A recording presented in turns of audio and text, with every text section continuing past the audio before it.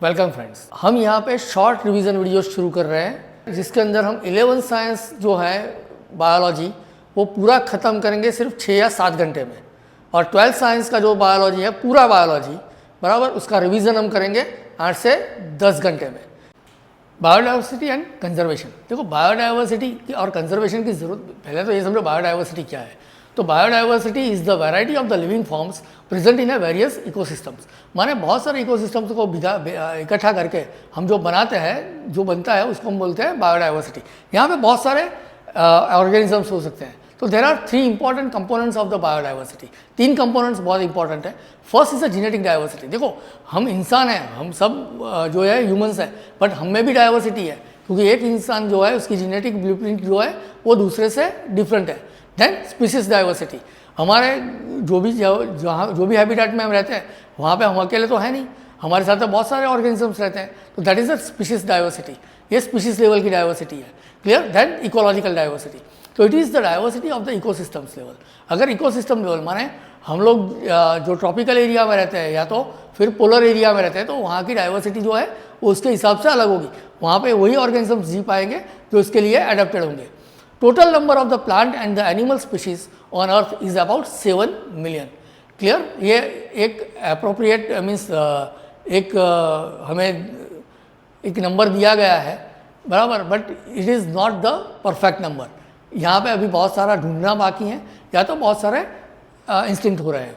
तो among the invertebrates insects are the more diverse than molluscs and other invertebrates, माने invertebrates के अंदर insects जो है वो सबसे ज़्यादा है। Among the vertebrates fishes are more diverse followed by birds, reptiles and then amphibians, माने जब हम वर्टिब्रेट्स की बात करते हैं तो फिशेस की वेराइटी सबसे ज़्यादा है, उसके बाद बर्ड्स आते हैं, उसके बाद रेप्टाइल्स और लास्ट में एम्फीबियंस होते हैं, clear. And among the plants the maximum species richness is found in angiosperms. Angiosperms का मतलब होता है आपके फ्लावरिंग प्लांट्स, तो यहाँ पे सबसे ज़्यादा डाइवर्सिटी देखने को मिलेगी, followed by fungus and algae बराबर। और फंगस और आल्गी जो है वो उससे कम है, क्लियर। मॉसिस एंड फर्म जो है वो इससे भी कम में पाए जाएंगे, clear. Now patterns of the biodiversity. अब देखो जहाँ पे उसको सबसे ज़्यादा रिसोर्सेज मिलेंगे वहाँ की बायोडाइवर्सिटी सबसे ज़्यादा होगी, क्लियर। तो यहाँ पे हम जब इक्वेटर से पोलर रीजन की ओर जाते हैं तो धीरे धीरे करके बायोडाइवर्सिटी जो है कम होती जाती है, क्योंकि इक्वेटर पे सबसे ज़्यादा सनलाइट मिलती है तो सबसे ज़्यादा प्रोडक्शन वहीं पे होता है। That is called latitudinal gradients. The tropical regions shows the greater level of species richness than the temperate regions. क्यों?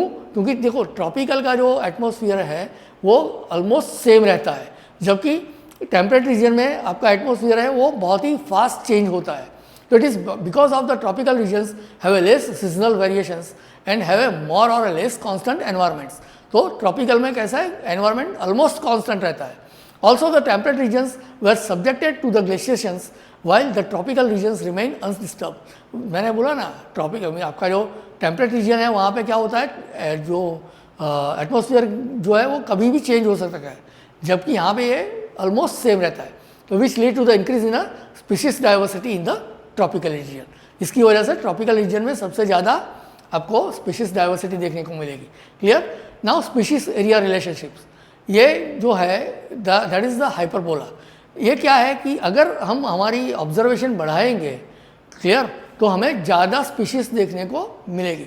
जैसे जैसे ऑब्जर्वेशन का एरिया बढ़ेगा हमें ज़्यादा जो है स्पीशीज जो डाइवर्सिटी है वो देखने को मिलेगी।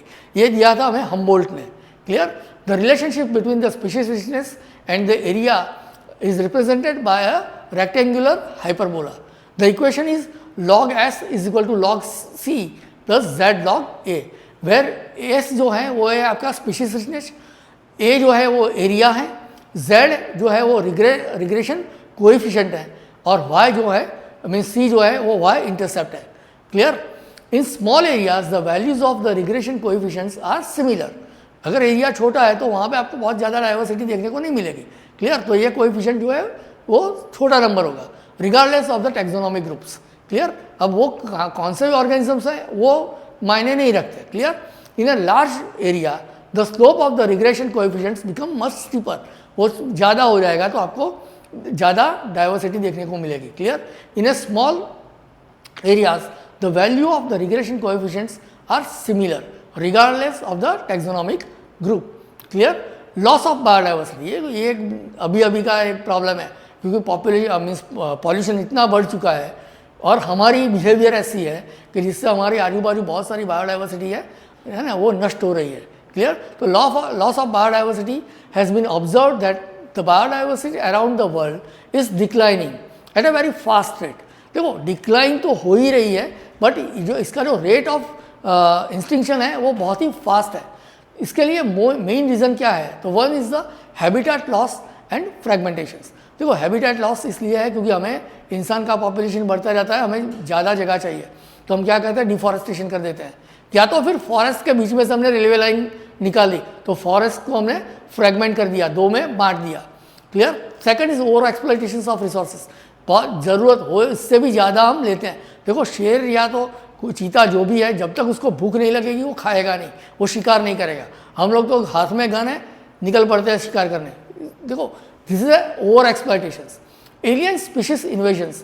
एलियन स्पीशीज माने कोई भी हैबिटेट है, उस हैबिटेट में अगर हम बाहर से कोई स्पीशीज को ला के रख देंगे तो उस हैबिटेट में उस स्पीशीज को मारने वाले कोई नहीं होगा।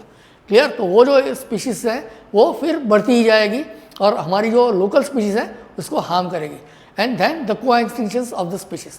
माने अगर कोई एक स्पीशीज को हम मारते हैं तो उसके साथ में उसके ऊपर डिपेंड होने वाली जो दूसरी स्पीशीज है वो भी इंस्टिंक्ट हो जाती है। क्लियर है? जैसे कि डोडो को हमने मार दिया तो डोडो के एलिमेंट्री कैनाल से पास होके जो कॉफ़ी बीन्स जर्मिनेट होता था, वो कॉफ़ी बीन वाली जो स्पीशीज थी वो भी मर गई। क्लियर? नाउ अभी हमें ये पता चला है कि अगर ऐसा ही रहा तो कल ऐसा होगा कि हमारे पास कुछ बचेगा ही नहीं। तो now we are going for the biodiversity conservation. Clear? तो need for the conservation of the biodiversity is a group into 3 categories. यहाँ पे 3 जगह पे हम इसको कंजर्व करते हैं। One is a narrowly utilitarians arguments.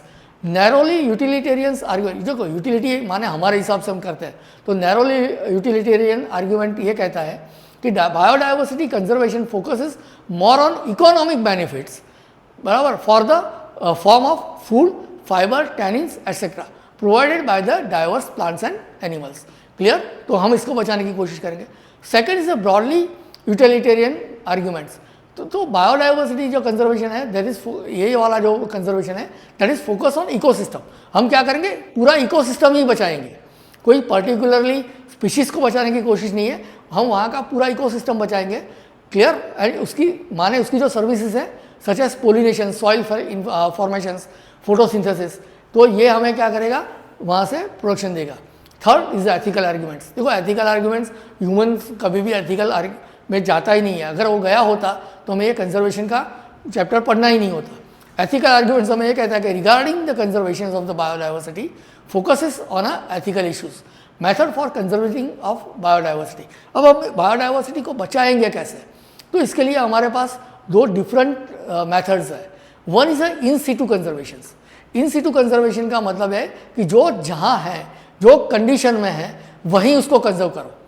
तो conservation of the endangered plants and animals in their natural habitat is in situ conservations। देखो इससे क्या होगा? हम उसको वहीं पे बचाएंगे, माने हम ये वहाँ का जो पूरा इकोसिस्टम है उसको बचाएंगे, माने वो स्पीशीज तो बचेगी ही बचेगी, साथ में वहाँ पे जितनी भी और स्पीशीज हैं वो सब भी बच जाएगी। एग्जाम्पल है सेक्रेड ग्रूव्स, बायोस्फीयर रिजर्व्स, जो हमने बहुत सारे बायोस्फीयर रिजर्व्स बनाए हैं कि जहाँ पे हम ह्यूमन इंटरवेंशंस जो है उसको बहुत कम कर देते हैं। Second is ex situ conservation. अब देखो बहुत कम नंबर ऑफ ऑर्गेनिज्म, मीन कोई एक पॉपुलेशन में उसका जो स्पीशीज़ है उसके बहुत कम नंबर बच गए, तो इसको हम नेचर के हवाले नहीं छोड़ सकते। तो इसको हम क्या करेंगे? उसके हैबिटेट से बाहर ले आएंगे, बाहर एक आर्टिफिशियल हैबिटेट हम क्रिएट करेंगे जो कि उसके हैबिटेट जैसा ही होगा और फिर वहाँ पे हम उसको कंजर्व करेंगे। इसको कहते हैं ex situ conservation. So the conservation of the endangered plants and animals outside their natural habitat in artificial conditions is known as ex situ conservation। जैसे कि zoological parks हम बनाते हैं, सफारी बनाते हैं, टिश्यूज कल्चर है, टिश्यू कल्चर प्रोपेगेशन प्लांट के लिए, या तो क्रायो प्रिजर्वेशन, बहुत लो टेम्परेचर पर हम इसको प्रिजर्व करते हैं गैमेट्स को, तो ये सब जो है that is a ex situ conservation.